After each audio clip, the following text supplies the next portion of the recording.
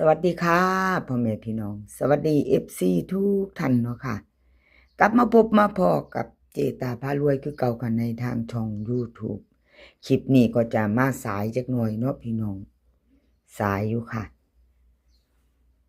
ขอโทษขออภัยจะมีสีเสียนดังเด้อค่ะนี่จะมีมาดามคำนวณดาพารวยบ่าวไทยบ้านออกปล่อยเปรตค่ะสีเสียนดังเด้อค่ะคลิปนี้พี่น้องเอาอ่านซื้อไปแล้วเนาะ FC ผู้เพิ่นตามกันผู้เพิ่นติดตามกันมาตลอดกะพิจารณาแนวทางใหม่มื้อนี้วันที่30เป็นวันพฤหัสเนาะค่ะกะเห็นอยู่นี่ประวัติของมาดามคำนวณค่ะเป็นของมื้อคืนนี้เนาะวันที่29ของเพิ่นก็หลุดไป2งวดติดค่ะมาดามคำนวณหลุดมาดามคำนวณคนสวยรวยน้ำใจหลุดแล้วหลุดเลยค่ะบ่มีกักก็บ่เป็นหยังค่ะเลขทุกตัวเอามาวางเพื่อเป็นแนวทางโปรดใช้วิจารณญาณในการรับชมเป็นอย่างสูงค่ะมีเขามีหลุดไปก็ให้กำลังใจกันคือเก่าค่ะมาดามคำนวณคนสวยรวยน้ำใจดารามาดามเนาะค่ะ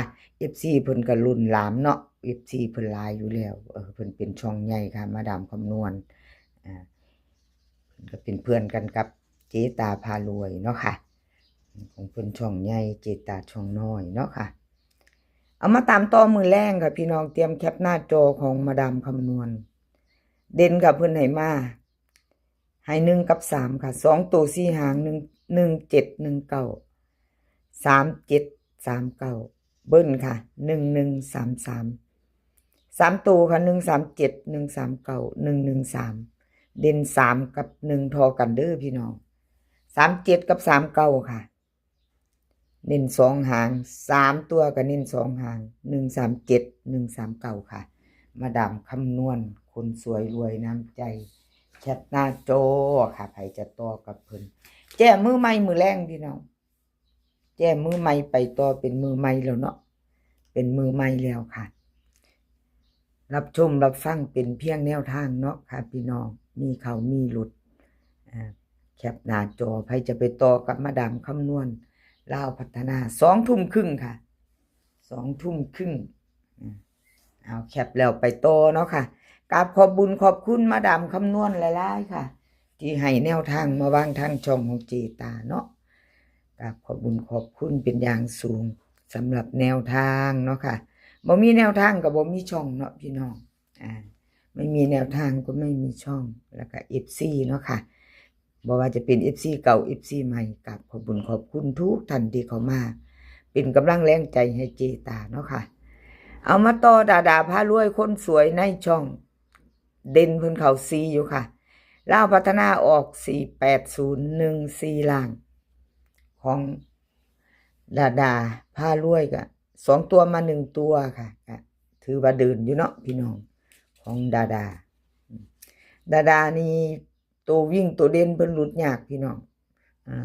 FC ที่ตามเพิ่นเนาะที่เห็นเนาะพี่น้องเนาะดาพารวยเพิ่นว่ามันมาตลอดเด้พี่น้องหลุดยากสำหรับสายวิ่งสายรูดเด้อค่ะพิจารณาของดาพารวยมา2ตัวก็มาอยู่ตัวนึงบางเทื่อมันก็มา2ตัวค่ะจากประวัติเนาะสถิติเจตาก็ให้เบิ่งดู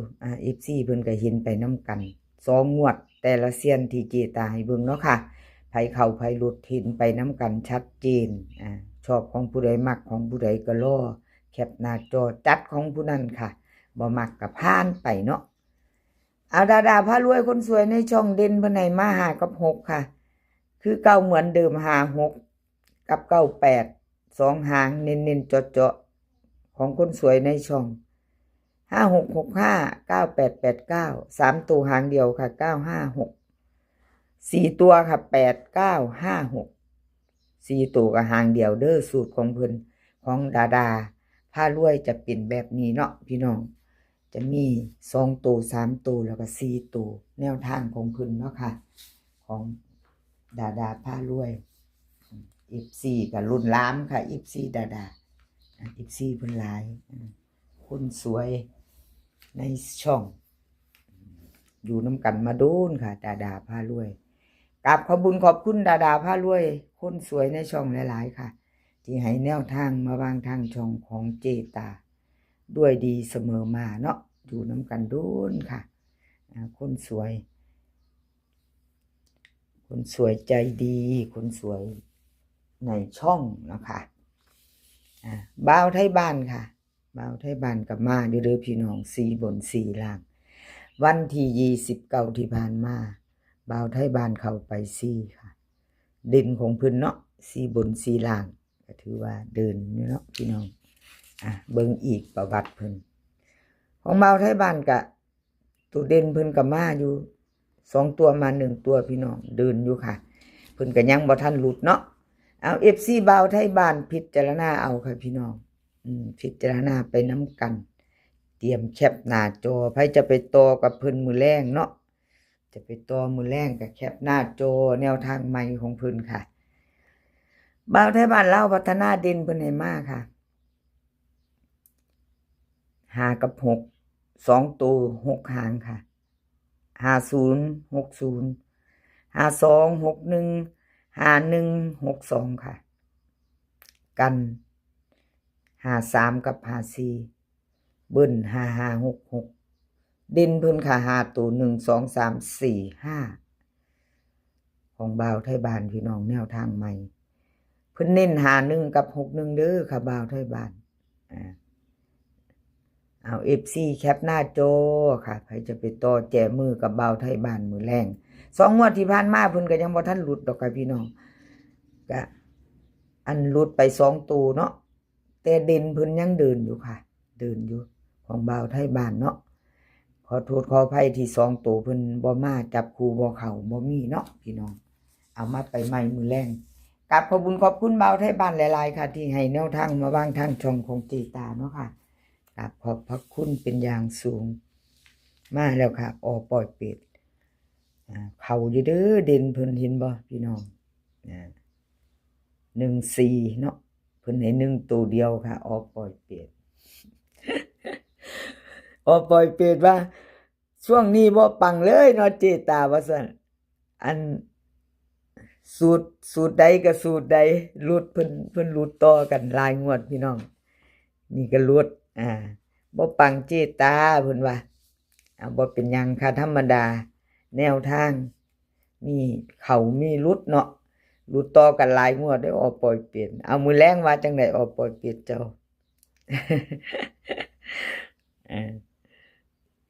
เอาสูตรใดมากันรุดว่าซั่นเอาลองสูตรใหม่อีกมื้อนี้พี่น้องมาพิจารณาไปน้ำปล่อยเป็ดเตรียมแคปหน้าจอค่ะมาใหม่อีกแล้วสูตรของปล่อยเป็ดไปรุ่นกันเนาะเจตาเป็นกำลังแรงใจให้คือเก่าค่ะพี่น้องเป็นกำลังแรงใจให้หลายๆเสี้ยนบ่ว่าจะเข้าจะหลุดเนาะกราบขอบคุญขอบคุณปล่อยเป็ดหลายๆค่ะที่ให้แนวทางมาวางทางช่องของเจตาด้วยดีเสมอมาเนาะค่ะอารมณ์ดีตัวปล่อยเป็ดเลขเข้าเลขหลุดเลขอารมณ์ดีแฟนเพิ่นก็สวยตาฮักเด้อแฟนเพิ่นก็ได้ของปล่อยเป็ดเนาะFC ปล่อยเป็ดก็เอามาแคปหน้าจอไว้เด้อค่ะต่อกันมื้อแรงเด่นค่ะเพิ่นให้มา2 ตัวเดียว2 ตัวค่ะ6 หาง26 27 29 20 28 34ค่ะบ่มีเบิ่นบ่มี3 ตัวสูตรนี้ของปล่อยเป็ดหลายงวดแล้วพี่น้องเพิ่นบ่ให้เบิ่นว่ามันเพิ่นมีหลายสูตรเด้เนาะหลายๆเซียนก็ได้เนาะพี่น้องแคปหน้าจอเด้อค่ะเน้น26กับ27ค่ะวงกลมให้2 ตัวของปล่อยเป็ดแคปหน้าจอค่ะครับขอบคุญขอบคุณปล่อยเป็ดแล้วก็ FC ทุกท่านที่เข้ามากดไลค์กดแชร์กดหัวใจให้เจตาแล้วก็มาคอมเมนต์เนาะพี่น้องครับขอบคุญขอบคุณหลายๆค่ะคลิปนี้ขอให้พี่น้องโชคดีกับเราพัฒนา2 ทุ่มครึ่งมื้อแรงค่ะให้โชคดีกันทุกคนมื้อนี้ขอให้มีความสุขขอให้สุขภาพร่างกายแข็งแรงกันทุกคนสุขภาพดีมีชัยไปกว่าครึ่งเด้อค่ะพี่น้องช่วงนี้ก็ฝนตกทุกมื้อเนาะหน้าฝนดูแลสุขภาพกันให้ดีเนาะค่ะเดินทางไปไสก็ขอให้ปลอดภัยเดินทางไปขอให้มีโชคกลับมาขอให้มีชัยค่ะชิปหน้าพ่อกันใหม่ชิปนี้ก็ สวัสดีค่ะ